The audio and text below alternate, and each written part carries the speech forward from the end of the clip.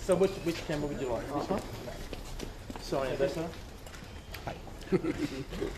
Circumstances, conditional aspects led the soldiers at the time to believe that this convoy had been taken over and controlled by Hamas, and they opened fire.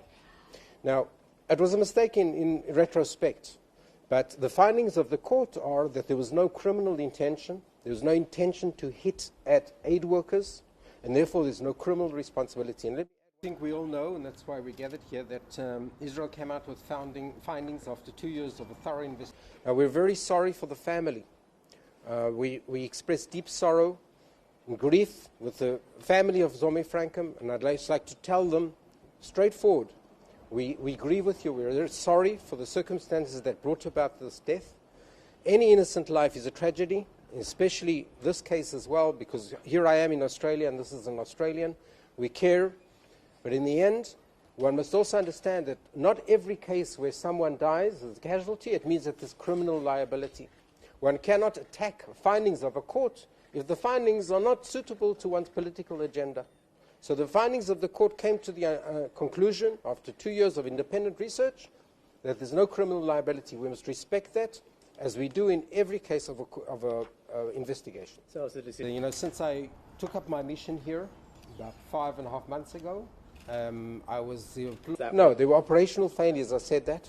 There were failures, let's say, on both sides. There were mistakes made by the convoy, but there were mistakes made by Israel.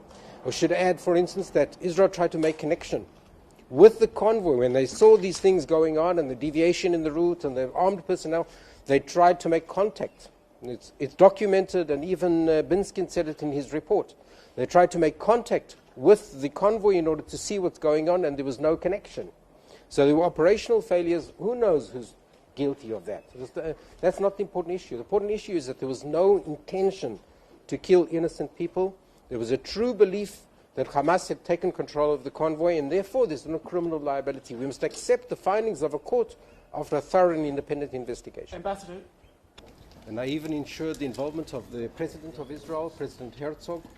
I said again, we express deep sorrow and grief with the family. I don't want to go into apologize, has all kinds of legal ramifications.